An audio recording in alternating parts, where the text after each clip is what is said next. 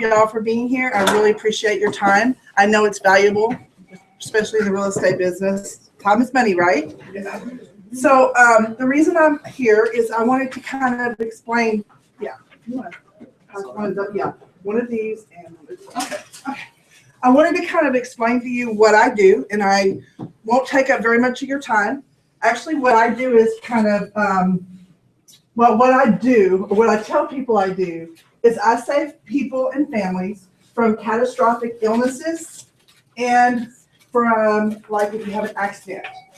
Now, I know as real estate agents, most of you, and I'm not sure because a lot of the offices are different. Some of the offices I work with, they actually have benefits, and some of them don't. I work for myself. I'm self-employed as well. So I'm assuming as agents, y'all are self-employed. Is that correct? Pretty much do your own thing. So great. So what he's going to pass out to you is my packet. Now, we have a bunch of different plans. We have heart attack. We have cancer.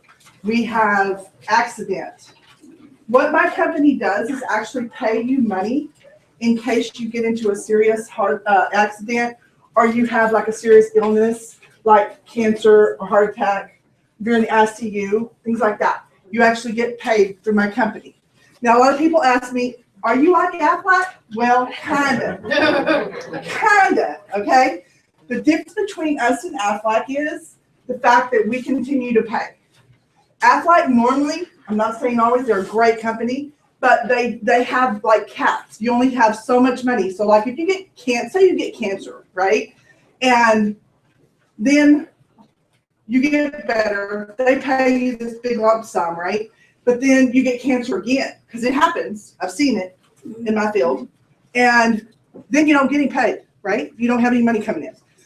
Our plan is actually set up, no matter how long you have us, how much it is, you will get paid specific amounts of money per whatever you do. Like, just to give you an example, the chemotherapy, okay? On our elite plan, we have 3 different plans. We have standard, preferred, and elite. I don't want to confuse all of y'all, and I don't want to take a lot of your time. But if you were, say you got cancer in our plan, you would actually get $300 per chemo treatment. So that's just one of our little benefits. But what I want to go over today with you is the accident plan, okay? This is our injury plan, okay? And basically, one of the things that people don't think about is accidents. If I have an accident and I break a leg, I'm probably going to be out for at least a couple of weeks, 3 weeks, 4 weeks, whatever the case may be. Some people have less tolerance for pain, like myself, it's longer. And some people can get back up in the swing of things. So understand this, though. Every hour, 15 accidental deaths or 4,440 disabling injuries happen every hour, okay? So we know Houston traffic, don't we? There are 2 types of costs. If you look at the inside of your brochure, there's the direct cost. How many of y'all actually have health insurance? Okay, good. So that's your direct cost, all right? Your indirect costs are the costs that health insurance don't cover. Like, for example, I don't know, maybe a house that you live in, that helps. There's a lot of different indirect costs on that, all right? Basically, our benefits are paid directly to you. So what that means is, a lot of times when you have like these medical plans, they actually pay to the hospitals and things like that. This is your money. It goes directly to you, all right? It's paid in addition to any other insurance you own. If you have any other kind of insurance, that's fine. We still pay in addition to, which is really good. It's guaranteed renewable for life. That means we cannot cancel you. You are the only ones that can cancel us, right? In other words, if you get an accident tomorrow and then you have an accident 3 weeks from now, it's not like your car insurance, right? Your car insurance eventually going to say, you don't need to be driving. So with ours, you get paid directly whatever it is, your specific amount that you're supposed to get paid. Does that make sense? For example, say you go into the emergency room, you're automatically going to get paid $300 right up front. All right. I actually had, and this probably doesn't affect any of y'all, but I have a pipe fitter that's actually one of my clients. He got this plan, and 15 days later, he actually broke his ankle. He ended up like getting $4,000 from us before it's all said and done. He was out of work for a couple of weeks. You think he had a problem worrying about being out of work? He actually was okay, right? So that's what our plan does. Now, one of the things that our plan does, okay, we talked about Aflac. So we're going to go back to that because Aflac actually pays you so much money. But what if you don't use their plan? Do you get your money back? You do with us. That's the great thing. Say, for example, you end up and you get the plan and you never have to use it. Eventually, it's like a little savings account. You actually will get that money back. So you have to look at it from that point. Well, why would I want to do this? Well, you'd want to do this for two reasons. For one, you have a backup plan. Always have a backup plan, right? A lot of you probably don't have those benefits other than the medical. A lot of people have medical, but a lot of people don't. I don't know about you. I don't have $30,000 or $50,000 in bank account right now. You might because you're a real estate agent, but I don't. But anyway, so I don't have that kind of money. This is my backup plan. If anything happens to me, I want to get paid while I'm sitting at home with my leg propped up and eating bonbons, right? So if the reason I wanted to just express to y'all, I actually sent out a piece of paper along with this. This actually is something I need for y'all to fill out if you're interested in any more information from me. Does anybody have any questions right away? Any questions, anything I haven't covered, anything you want to know other than the price? Everybody wants to know the price. Yes, ma'am. Pre-existing? Pre-existing. If, for example, you have a broken leg, I can't cover you. No, I meant like cancer stuff. Like someone's had cancer before and they come in to get the policy. If they've been cancer-free for 10 years, they can get our policy. There are certain questions, of course, like anything, you're going to have to follow. If you qualify, then you can get our policy. Oh, by the way, you don't have to pee in a cup and you don't have to have your blood taken. It's kind of a cool thing. So keep that in mind because I know I pass out with needles. So anyway, if you're interested in any more information, I just need you to write your name, your phone number, and a good time for me to call you. I actually do this off company time. That's why they allow me to come in because I don't take much time. And if you're interested in any kind of information or any more benefit information, just write that information down and then I'll pick up everything at the end. And that's it. Any other questions? No? Really? Did I cover it that well?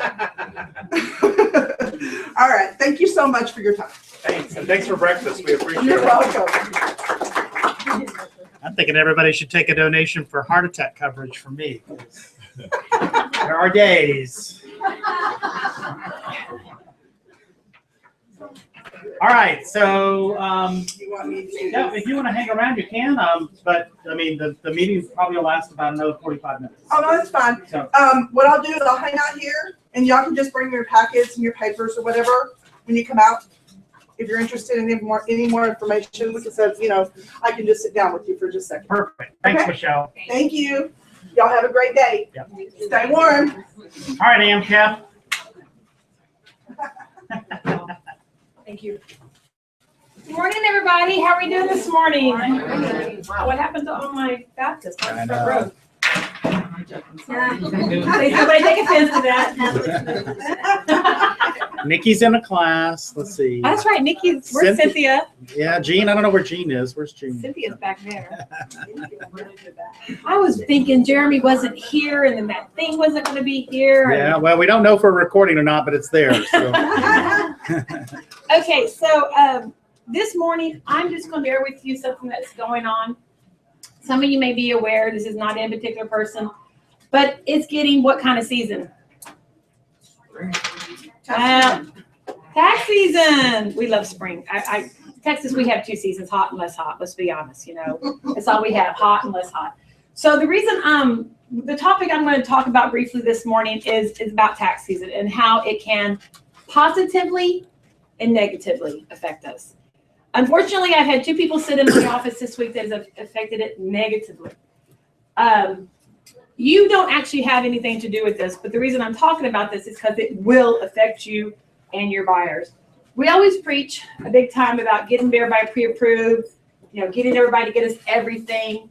And I've had two people sit across from me, present me their taxes, and they have all these write-offs. One was $17,000 and one was $13,000 and one was $27,000.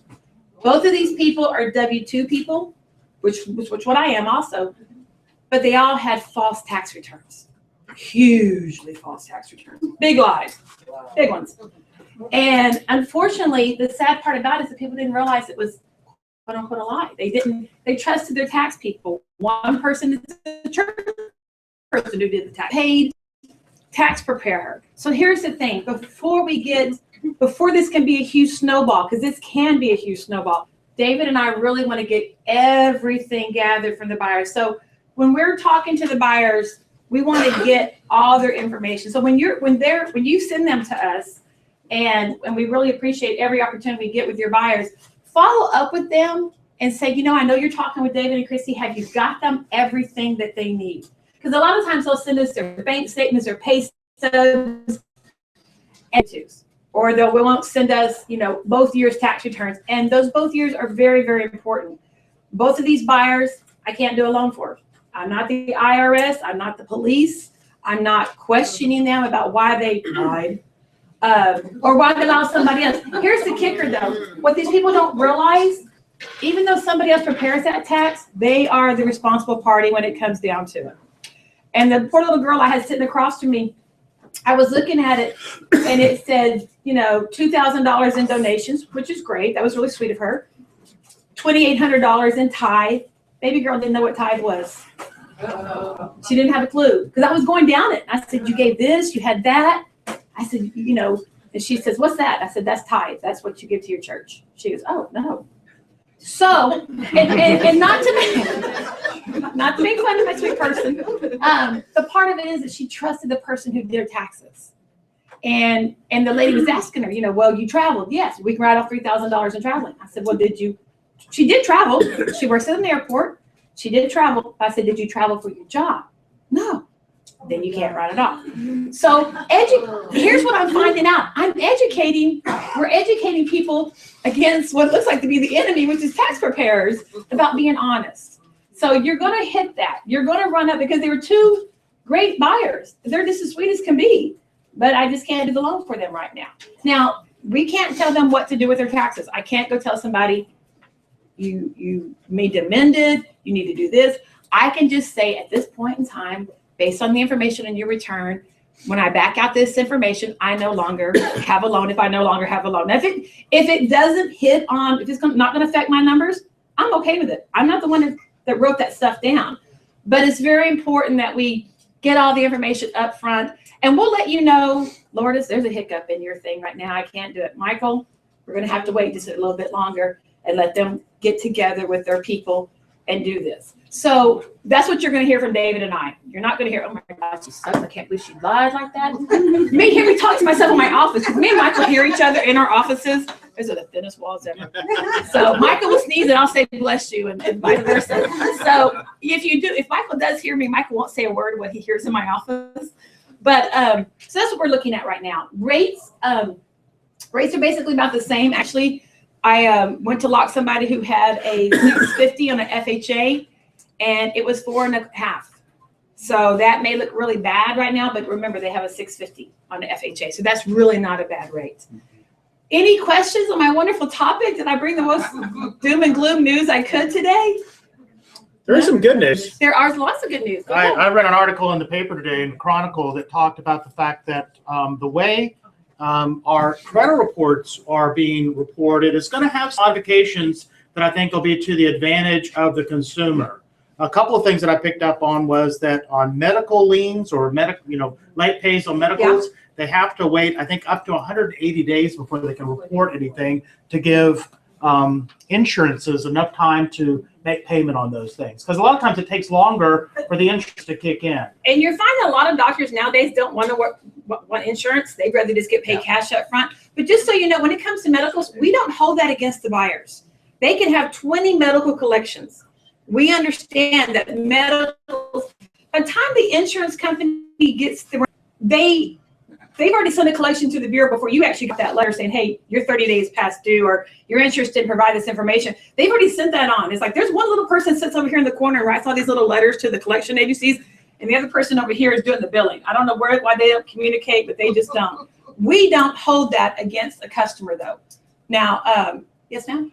No, go finish that. Oh. You might answer it. We don't hold medical collections against the customer whatsoever. We understand that is sometimes beyond their control. So we as a lender don't. We haven't had them write letters. We haven't had them do anything when it comes to medicals. So the medical thing is really good for the fact that it's like the rest of them are catching up with us in a sense. We're not. Now, to be honest with you, can it affect their scores? Yes, it can.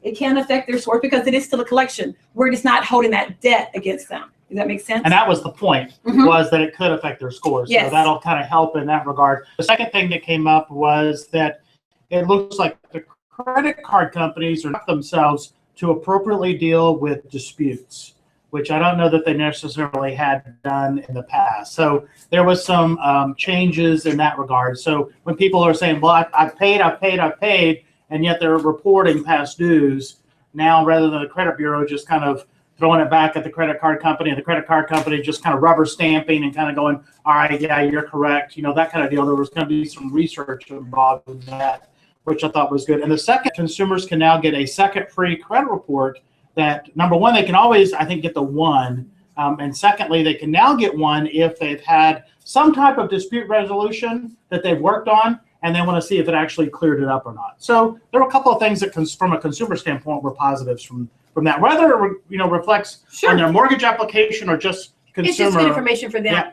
Yeah. I will say this much. I always encourage everybody to always check your credit report. Michael's already standing, so this is my cue to go here. But if y'all didn't know that, when Michael stands, no. Okay, I've got myself 5 more seconds. Everybody should check their credit bureau every 6 months. You can go to myfico.com, Karma. I have been noticing that Karma has been coming in a little bit more clearer. Well, some instances it's came in lower in the past, but right now it's tended to come in a little closer to what our scores are. I just actually had 2 people that said, I pulled my scores with Karma and I have so-and-so. And then when I went and pulled the scores, one was actually higher, one was neck and neck. So they may be starting to get it right with their formulas. How they grade them is, I don't know where they come up with all their information. We know what we're looking for as what helps scores increase, what drops scores. We know that when it comes to revolving and everything. So we're still helping people do the rapid rescores. We're going in there, pulling credit. If they're below the numbers where we need them to be, we are doing the potential score increase on what to pay down, what can bring their scores up. So did I answer your question? No. Okay. So if with the medical, I have a client whose son is extremely handicapped with like some sort of severe form of muscular dystrophy, and they have they have these medical bills that are out of control, and his mind is great, but his body's not, and so he's constantly at the doctor. His immune system, anyway, all these medical bills that they have to pay apparently for it. At this one long period of his life because they wouldn't treat him if they didn't. Right. So it caused some slow pay because they were trying to make sure his medical was paid because he needed it so badly. So they had some slow pay On the other stuff. on other stuff. So in that situation, how is that dealt with? Is that just too bad? Unfortunately, I'm not going to say investors don't have hearts because they do. But here's the thing. The investor's never going to meet your buyer. They're never going to know how great they are. They're never going to know everything about their buyer. It's up to us to tell that story. Now, sometimes it can be, if we can see a pattern and it's past that time frame now, we can address it based on this information. Because typically, we want nothing late in the last 12 months because that's really bad hinky on the file. But if there is extenuating circumstance, we have a great underwriter that we can get. I was actually emailing her back and forth last night at 9:30 about a file. We can get with her and talk with her and run scenarios up with her and say, based on this information, now their score is up to here, but yeah, this was what was going on. Typically, if we get an automated approval through our desktop underwriting that we run first, that will pretty much trump anything and everything that's on that credit report. Now, if those slow pays have caused the score still to be down, what we'll do is we'll go in there and look at it, maybe have them pay down some other debts that'll bring the scores up. No, the score's okay. Good. It's just a slow pace, but they tried, you know how it's very hard to get Medicaid for this child. They actually had to move into a nursing home for 3 months in order to qualify for Medicaid. She and him moved into one for 3 months just to get Medicaid because they just couldn't pay their bills anymore. And, you know, I just thought, and so they've been renting and renting and renting, and they're paying so much money. Have them And they talk have with us. great income. Let us look at their stuff now. Maybe their scores are come back up and maybe it's been past the year. And truly, we can just run a scenario up with Heather and say, okay, this is a credit report we have. We're going to send her everything we have and say, please make a judgment call. But if we have an automated approval, that may just be just fine. We just have to address by a letter of explanation as to that. They, Real quick on this, Credit Karma said my scores were like 50 points less than we did. The same thing, I was sending them to you because they said they ran the credit, they knew what it was, and it was actually a lot higher when you guys were in it. And your thing is so much easier to read and figure out than you couldn't even, no problem with the other. So don't rule people out. Take them to Christy, find out what you can do. And we had one person that couldn't qualify, and you just did a little credit card thing, boom. Yeah. I mean, they were fine. So talk to the professional. Don't rule people out until they talk to you. Come by and see us. If you still have questions, come by and see us. Dave and I would love to help you guys. Have a great day, Great, everybody. thank you. All right. This Friday is our first concert of 2015. So Christina, tell her what's happening. So, just a reminder, I'm sure you guys all heard me talk about it, but Gary Kyle and the No Standards Band is this Friday night, 7 o'clock in Kingwood Town Center Park. It's out by Chachi's if you've never been. If you've never been, to come. It's going to be a lot of fun. We've got a great kids corner for all the kids. This is great things to tell your network too. You know, our kids corner is one of the biggest attractions besides obviously the band. Kids love that area. We've got photography that's going on over there. I think they're doing like a rodeo theme. We're going to have face painting and crafts and tons of fun stuff. And then also everything's going to benefit the Society of St. Stephen's. And what we do with that is we run a raffle. The society brings in their own raffle gifts. We help them raffle it off. We pump it up to the crowd, and the crowd helps us raise money for the organization. So it's a really great cause all around. Second thing that's going on, our monthly giveaway ends midnight on Wednesday night, I believe. So if you haven't already, send it out to your network. Let them know that you are sponsoring this giveaway. It's 2 tickets in a fairly good section, I believe, at the Toyota Center for the Houston Rockets versus the Utah Jazz, which is, I think, they're playing April 11th. So that's going to be a great thing to promote to your network. All they've got to do is connect with us on social media. So it's a really easy thing to do. If you guys have any questions on how the giveaway works, feel free to email me, advertising@kw.com. And that's about it for me. Does anybody have any questions? You're going to be here when we're done? Probably not. I need 2 more tables. You need 2 more tables. did you get all your response filled? I do. I thank you guys. We have all of our volunteers filled, so thank you very much. You do? I Or do. You do? I do. I have no idea about Kids you. Corner needs help. I'm not going out of town now, so Okay, I can. What? there you go. Okay, yeah. I'm going to have a quick little meeting for anybody that wants to join the Kids Corners. I got some marketing ideas for you to help talk with the parents and things like that. I mean, Kids Corner is great because you get 15 minutes of time with these parents that you can talk about Kingwood, what's going on, what's happening, and I need volunteers to market yourselves. Ooh. Great. All right. Well, thank you guys. Thank you. Don't forget that we now have online in the, I believe they've been emailed out in the intranet, that you've got the capability of taking the invitation for the concert, personalizing it, putting your information on there. You can turn that into a JPEG and send it as an email attachment, however you want to deal with that. But in the future, that will also be there for any of you that want to then promote the concert coming up for the next month.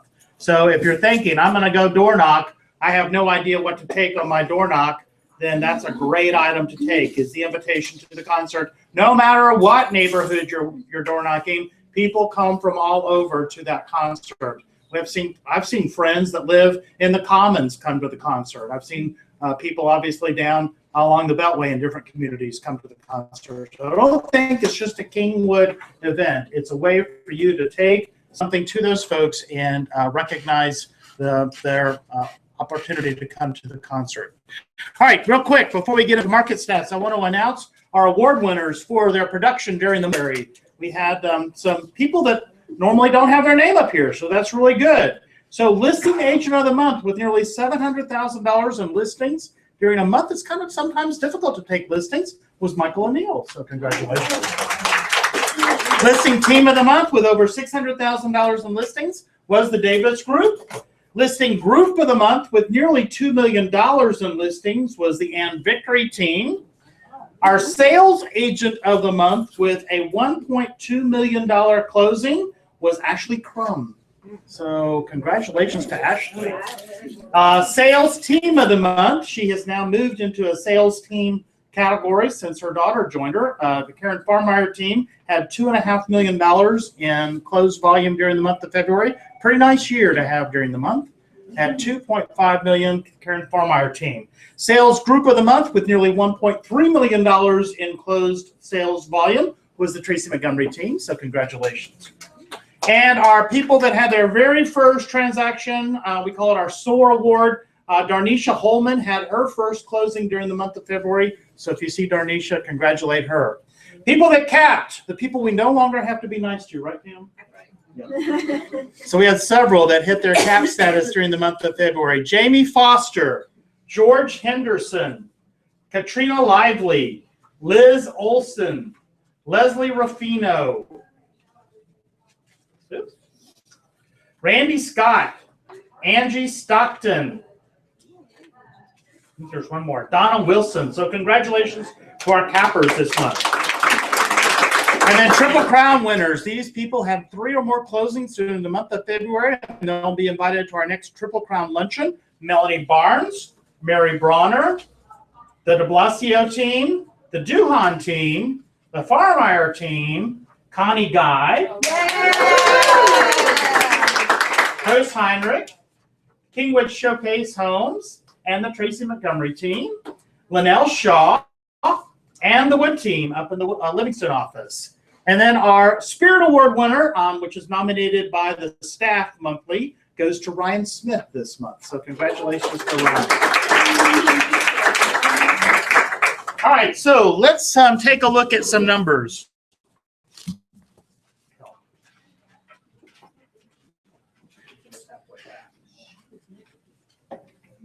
So I apologize. I kind of stuck this on the copier last night about 6:30 last night, walked off, and came back, and it's awfully light on some colors because I used the color original to make black and white copies. So you kind of have to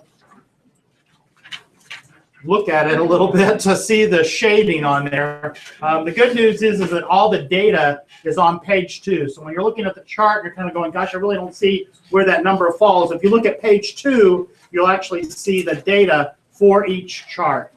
So what I started with is you've got the entire Houston market MLS transactions for the last year by month.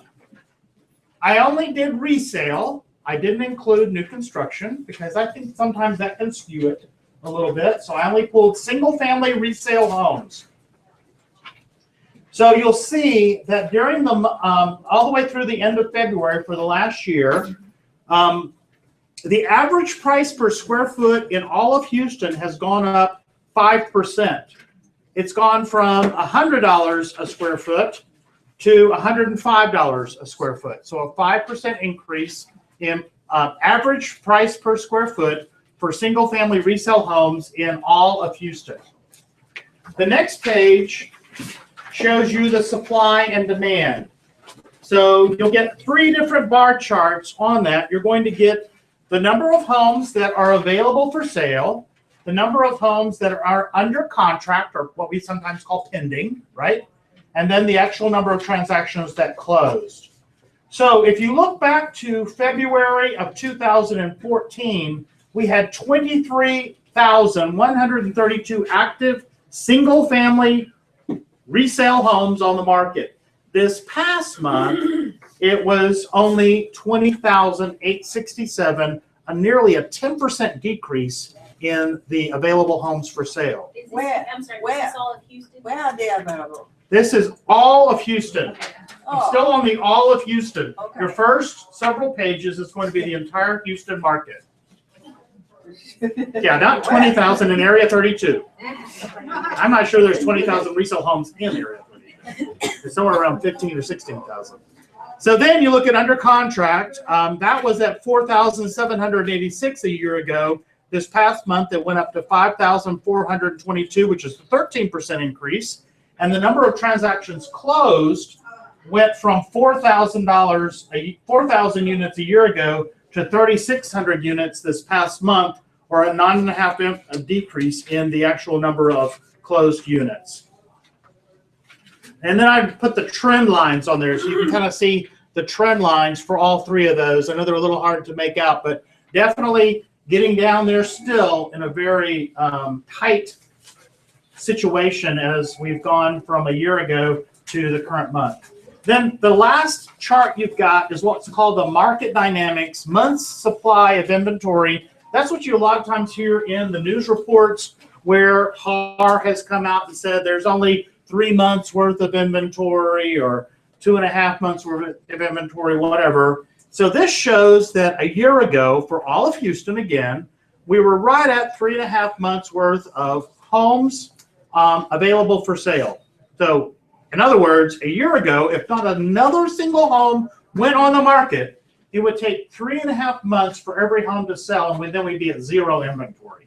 Now, at the end of February, it had gone down a month to 2.4 months.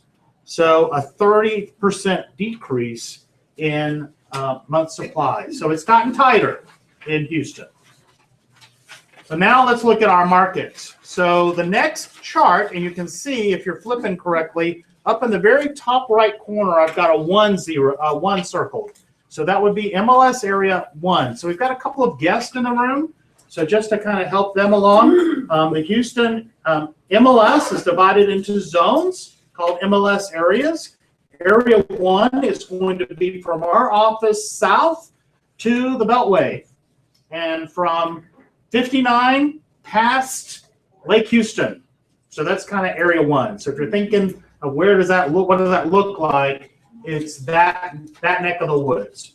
So once again, we'll go through the same numbers. Average price per square foot, $77 a year ago has gone up slightly, nearly 4% to $80 a square foot. Again, I took out new construction. This is resale only, single family homes. So you can tell folks that if they're talking about how's the market in Atascocita or in Humble or in Summerwood or whatever, you can say, well, in general, most homes have appreciated a 4% increase in average price per square foot over the last year. Right? Trying to give you those talking points to have while you're out in the public. Then behind that, you've got the market dynamics. Again, the three categories: available homes for sale, pending homes or under contract, and then the actual sales that closed.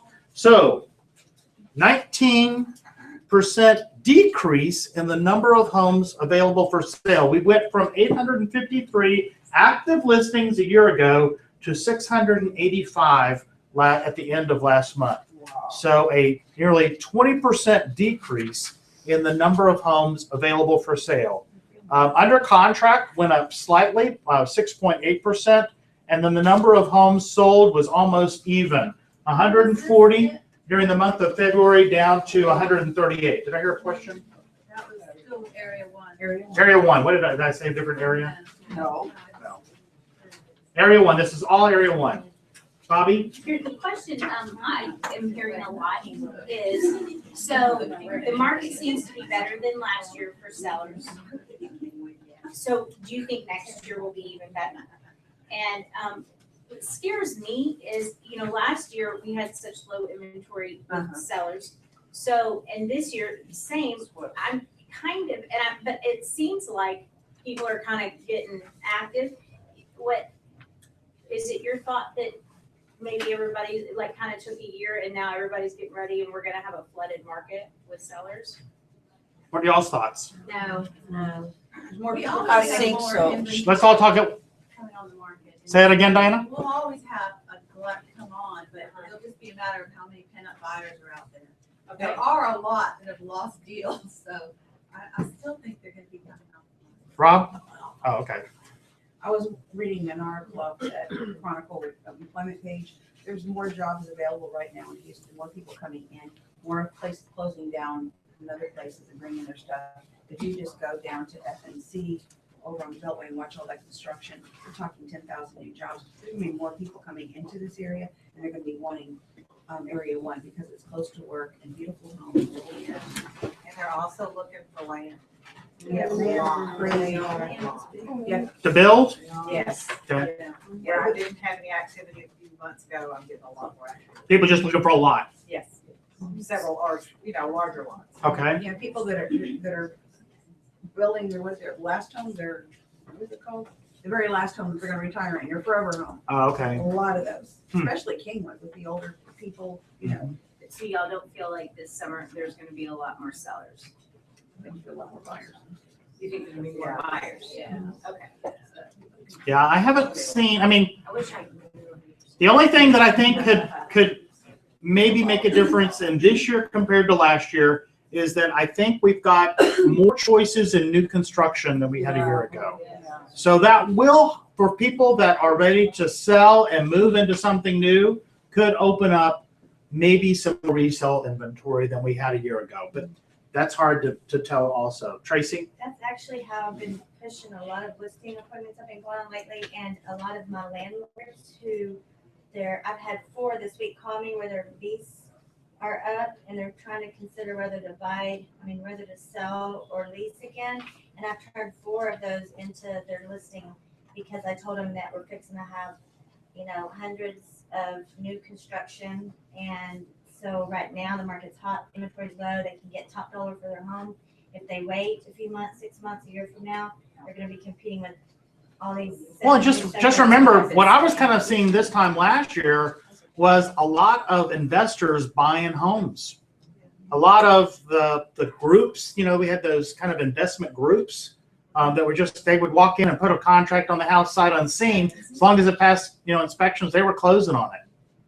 And so we had people that were because they knew Texas was a hot market for a lot of people coming in, possibly temporarily. And so a lot of our inventory got pulled out from underneath us from true home buyers by investors. So maybe those investors might start dumping a little bit of inventory, which could kind of loosen it up a little bit too. But I've announced the new home communities and new stuff is going, as soon as it start even putting stuff on, it's gone. Yeah. There's So right behind that one, you've got the months of supply of inventory for Area 1. So it was at 2.9 a year ago. It's now down to less than 2 months. Nearly 37% decrease in the months of supply. So Area 1 is suffering on inventory. That's been a little odd. I mean, we haven't seen it drop that dramatically in a lot of other neighborhoods. So kind of interesting that Area 1 has gotten so low on its months of supply of inventory. Now, how does that compare with the Houston area? Remember? So it's even less than Houston's. All right. Then you've got Area 32 next behind that. Now, this one's interesting. Average price per square foot has gone up 13.5% over the last year. From $89 a square foot to $101. That's amazing to me. I may think about selling now. I know. Yeah. So a pretty significant increase in the average price per square foot on resales in Area 32. And then right behind that, you've got the market dynamic supply and demand. Average number of homes for sale has gone down 9.6%. Under contract has gone up 7.4%. And the number of transactions closed actually has gone down. We only had 62 closings during the month of February in Area 32 compared to 82 a year ago. Now, I think that's always amazing. Area 32, that's 62 closings in the entire month. 2 closings a month for Area 32. I think that's low. That is really low. Then right behind that, this one shows that the months of supply, now the trend line is showing an upward trend line. It's the only one of the three that we've looked at that shows an upward trend line, but the month supply of inventory has gone down. So it went from 2 months down to 1.5 months. But if you looked at the trend for the last year, it actually shows that potentially the trend could increase. But right now it's down for the month of February. So I thought that was an interesting trend line. Obviously the data is interesting, but the trend line kind of is opposite of what we've seen in the other markets. That 1.4 days. Still, 2 months worth of inventory. I mean, if it had trended from 2 to 2.2 or 2.4, that is still really, really low month supply. Again, a very strong seller's market in Area 32. And then your final area that I've got there for you is Area 40. Huge increase in the average price per square foot. It went from 82 to 103. Boy, has Area 40 come on strong over the last several years. So back to my guess. Area 32 is what I call Kingwood proper. So the original Kingwood development, including Forest Cove, is Area 32. So everything kind of north of the river and south of the Montgomery County line. That's Area 32. Area 40 is what I call East Montgomery County, kind of the New Caney, Splendora school districts. So starting, at North Park and going north up to really 242, almost, I guess, up to the county line, whole county line there. But I'd have to look at the map, but it gets up there quite a ways. Splendora, I think it's Splendora might even be Area 40, isn't it? Yeah.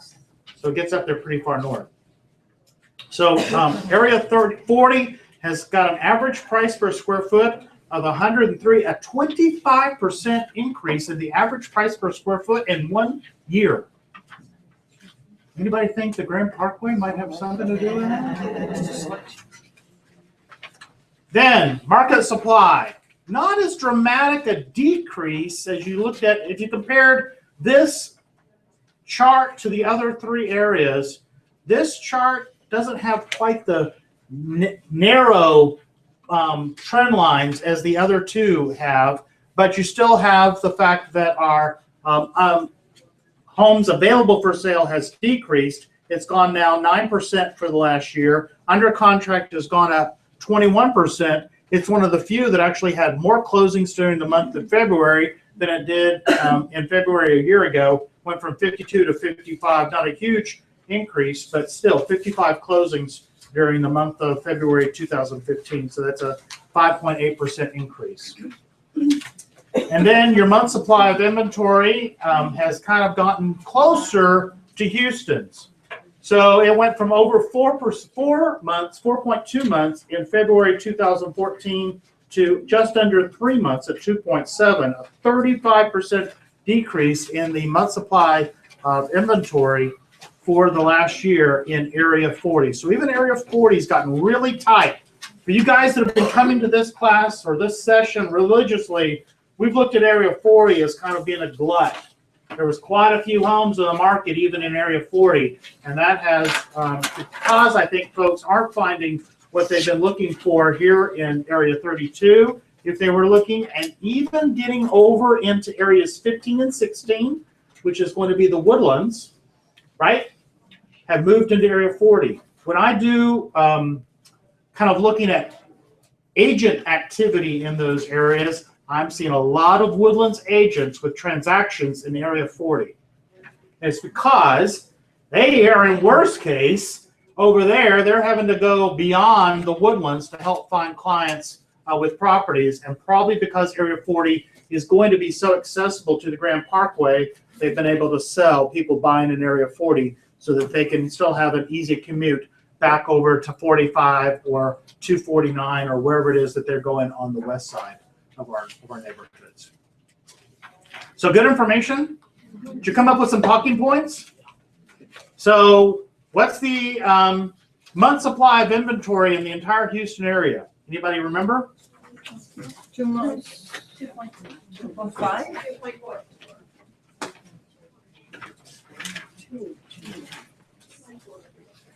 2.4, 2.5 months. So great talking points when you're talking with someone. Did you find something on here that you could post on social media today? No, Nothing? Nothing good? Not little nuggets? no. God, my time is wasted. Area 2's increase in sold price. Yeah, but every area has had an average price per square foot increase. But area 40's had one of the biggest. So again, that could help some people that hadn't been thinking about selling kind of going, all right, well now the number's just getting darn ridiculous. Maybe I should think about selling because, you know, will we see these prices at high end? If they're in the same market, that makes it a challenge because they're buying in that same price sizing, or if they're right sizing or whatever, it could be an opportunity for them to pocket some money. Tracy? Just reaching out to our people we help landlords lease their homes. Yeah. Because a lot of people are on month to month. So it'd be a good time to reach out. I just kicked out one of my renters that was on month to month so I could sell it because I figured now's the time to sell. So, and then I helped her find another place, and then she told me in a year from now she's gonna call me to help her buy something. So it's a good time to reach out to those investors who help lease their homes out. Absolutely. Sell it now on the market. That's a great point. Great point. All right, any questions on any of this information?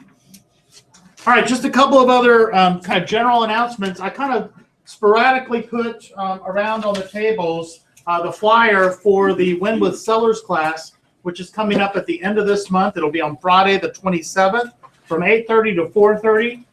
Carol Drake is coming over to teach this class. She is the lead listing specialist for the Kink team. I've known Carol for 10 plus years. She has been in several different roles. She was a top agent on her own. She has served as a team leader. She's served as a productivity coach. She's done lots of different things over her career in real estate. And for the last several years, she's been on the Kink team, helping them drive their production. I think the Kink team was somewhere around 95 million last year. Just 95 million. Probably closing about 120 million this year, you know, not a lot. So would you think it'd be good to come and hear somebody that's running a team or running the listings of a team that's doing that kind of production? So this is a Keller Williams course that she will have. There's a $15 material fee that you see on the flyer. Your check to the front desk for $15 is your reservation for the class. So we don't have an online sign up. There's no way to go onto the calendar and register. You've got to turn in your check to the front desk, and I think that's just in the next week, by the 15th. By the 16th, we've got to have it by next Monday, your check. I expect this class will be full, and you'll get some great information from Carol. She has taught this class before with great reviews. Do we get an iPad if we all come? You can have an iPad if you come. I'm not going to buy it for you, but you can Why have it. If you close another's closing next year because you went to this class, then you can buy us all iPads, right? So great class. So don't forget about that. The second thing that I wanted to remind you of is Bold. We've started listing the people that registered online on our sheets. We've got several people that have already made the full commitment for the entire session of Bold, which is awesome. We've also got a lot of people that have made the commitment to at least come to the first step of Bold, which is free. And I would highly encourage you to do one or both. I will tell you that for the first 30 that pay for the entire session of Bold, you have now qualified to be with me and a few other elite people in a suite at an Astros game. So, I bought a suite at a charity auction event last fall. Maybe it was earlier this year. I can't remember which one it was, but it was the Aggie Moms thing. So I bought a suite, and I am going to allow the first 30 people that pay for the entire session of Bold prior to April 1st. You will be invited to join us for that event. put so many people in this space? This one accommodates 36. Oh. So I have to leave room for the special Mine guests. has to be 12. So hopefully that'll, if you've been on the, oh my gosh. And we'll go early when the Astros are still doing well.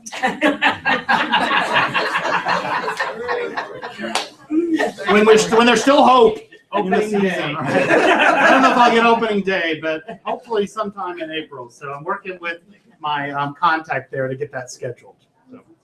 So far, they're doing okay. In Yeah, they're doing great right now. But they always do. Yeah. So.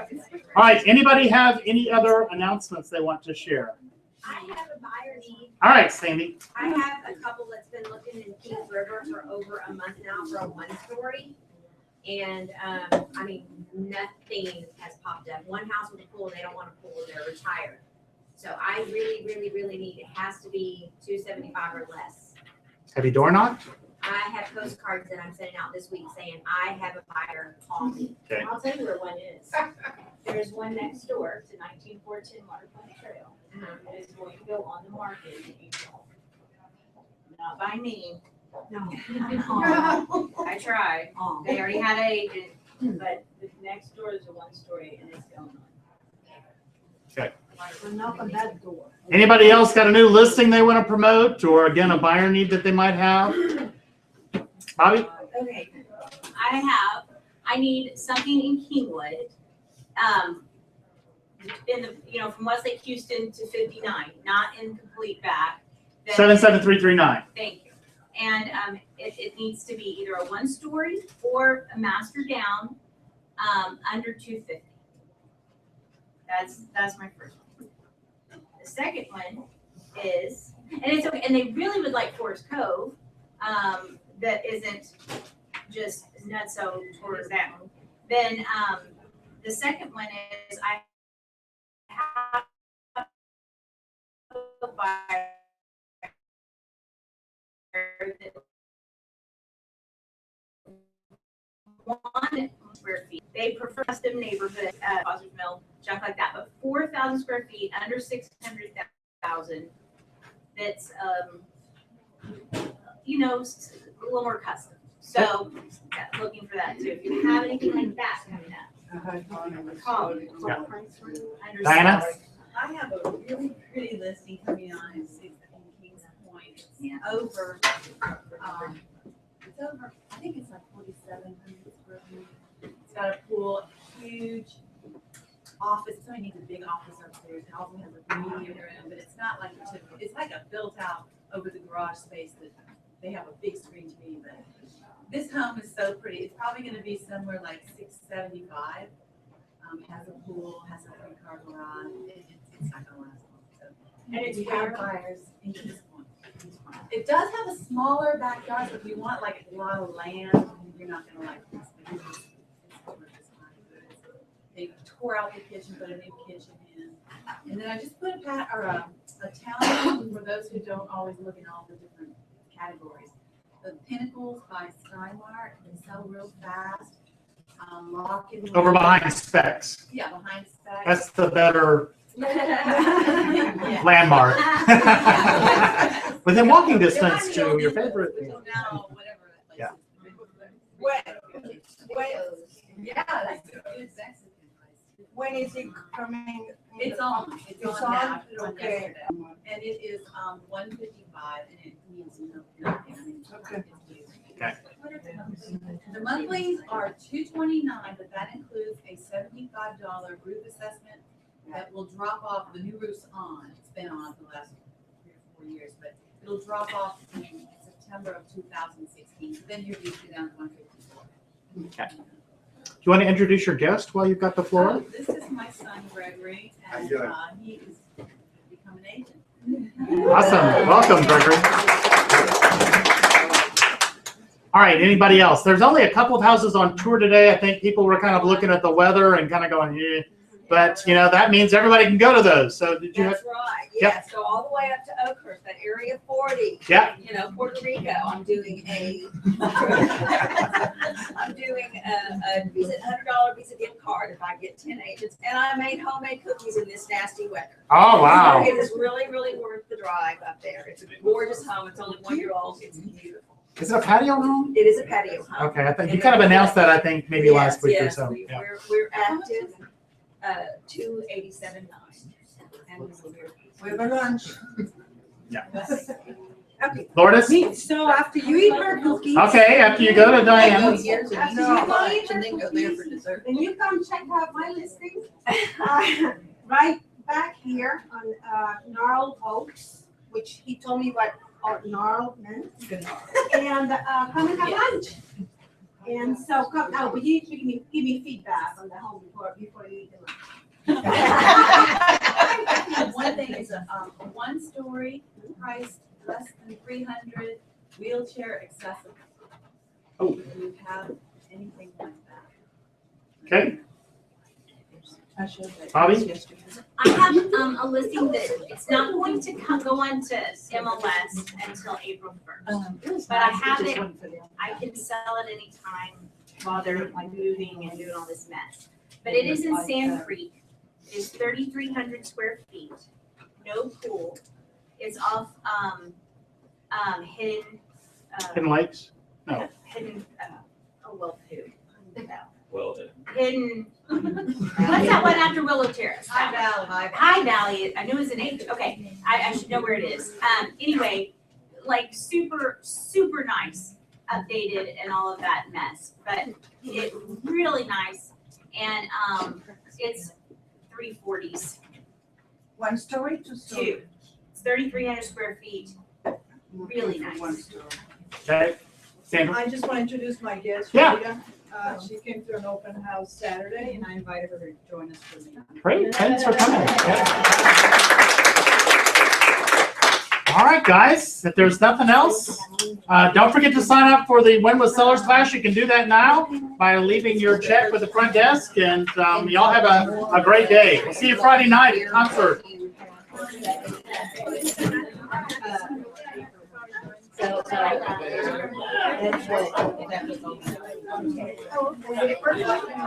Yes.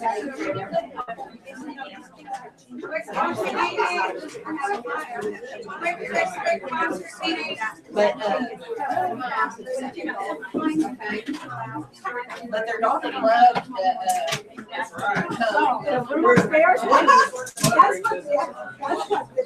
I said, how old is he? the.